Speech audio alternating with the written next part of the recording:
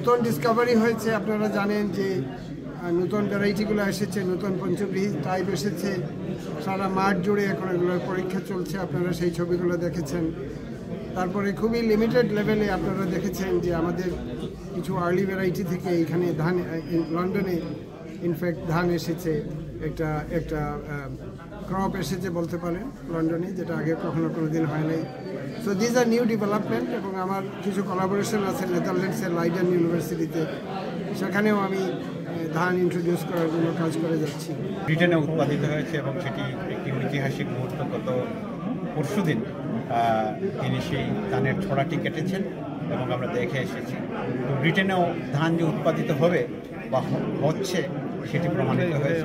সেটি একটি ঐতিহাসিক মুহূর্ত আমি মনে করি, এবং সেটার সম্ভাবনা আরও বৃহত্তর পরিসরের সম্ভাবনাটা যাচাই করে দেখবেন ডক্টর আবেদ চৌধুরী, এবং এটি আমরা তো আমাদের আন্তর্জাতিক সম্পৃক্ততা বেড়েছে। আমি একজন Australia based scientist, so internationally আমাকে অনেকে এখন ধান নিয়ে কাজ করতে ডাকছে, যে কাজটা আমি করছি। আর বাংলাদেশ, বিশেষ করে আমার নিজের এলাকা সিলেটে মৌলভীবাজারে আমার যে একটা তাগিদ রয়েছে, আমার একটা কানেকশন রয়েছে, যেটার জন্য ইনফ্যাক্ট আমি বেঁচে আছি, যেখানে কাজ করার জন্য। সেখানে কাজ আরও ত্বরান্বিত হয়েছে। দারিদ্র্য বিমোচনে এই ধান আগামীতে একটা বিরাট ভূমিকা রাখবে, এটাই আমি মনে করি। এটা এখানকার ব্রিটিশ সিটিজেনরা একটা ইংল্যান্ড বেসড একটা প্রতিষ্ঠান করেছে, ফ্রেন্ড অফ কিষান ইন পঞ্চব্রীহি। এটা একটা চ্যারিটি। আমি চাইবো পঞ্চব্রীহির বাইরেও, এটা তো টেকনোলজির ব্যাপার পঞ্চব্রীহি, কিন্তু দারিদ্র্য বিমোচনে সিলেটিরা, প্রবাসীরা, বাংলাদেশের দারিদ্র্য বিমোচনে, সিলেটের দারিদ্র্য বিমোচনে, মৌলভীবাজারের দারিদ্র্য বিমোচনে এবং দারিদ্র্য দূরীকরণে এবং এই কৃষিকে কেন্দ্র করে জাগ্রত হওয়ার যে একটা পসিবিলিটি আছে, সেটাতে প্রবাসীরা যোগ দিবেন, সেটা আমি চাই। আজকে আমরা যে অনুষ্ঠানটা করেছি সেটি আসলে সচেতনতা তৈরির জন্য, এবং তার এই 25 বছরের যাত্রায় তিনি আজকে যে পর্যায়ে এসেছেন সেটাকে আরও বেশি বিস্তৃতভাবে ছড়িয়ে দেওয়ার জন্য প্রথমে সিলেটে পাইলট প্রজেক্ট এবং তারপরে সারা দেশব্যাপী ছড়িয়ে দেওয়ার স্বপ্ন নিয়ে তিনি কাজটা শুরু করেছেন। এবং এখানে আমরা কয়েকজন জড়িত হয়েছি, সেটাতে কাউকে না কাউকে শুরু করতে হয়। আমরা শুরু করেছি, এর মানে শেষ না। আমরা আপনাদের সবাইকে সাথে চাই, সবাইকে নিয়েই আমরা তার এই স্বপ্নটা বাস্তবায়ন করতে চাই।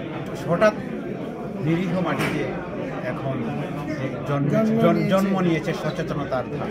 তো ধান নিয়ে আমরা সচেতন হব, পঞ্চব্রীহি নিয়ে আমরা উদ্দীপ্ত হব, এবং এই অভিযাত্রায় আমরা তার সঙ্গে হব।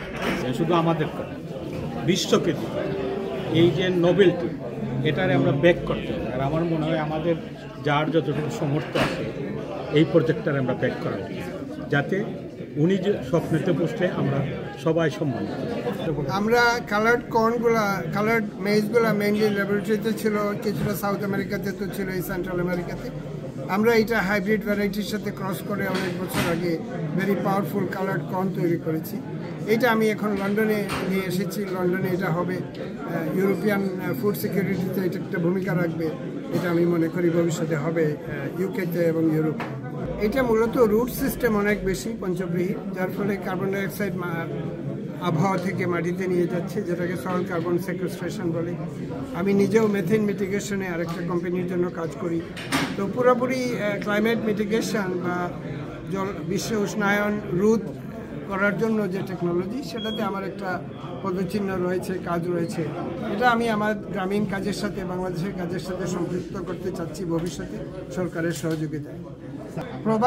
প্রবাসের যে শক্তি রয়েছে, সিলেটিদের, বাংলাদেশিদের লন্ডনে যে বিরাট সংখ্যা রয়েছে, যে শক্তি রয়েছে, এটা তো একটা হিডেন টাইগার আমি বলবো। আমি চাইবো যে আমাদের গ্রামের স্বার্থে, আমাদের আবহমান কালের যে ট্র্যাডিশন রয়েছে সেটার স্বার্থে আপনারা জাগ্রত হবেন, এবং আপনারা এমনি হাই টেকনোলজি যেগুলো আছে, যেগুলো করছেন, সেগুলো তো আছেই, কিন্তু গ্রামকে আপনারা জাগিয়ে তুলবেন, এবং আমাদের যে প্রাচীন জীবনধারা রয়েছিল গ্রামে, সেটা যদি বিলুপ্ত না হয়, গ্রাম যেন একটা ক্রমাগত একটা শহরে পরিণত না হয়, আমাদের শস্যের জমিগুলো যাতে কমে না যায়, সেই কাজে প্রবাসীরা সচেষ্ট হবেন, এটাই আমি চাই।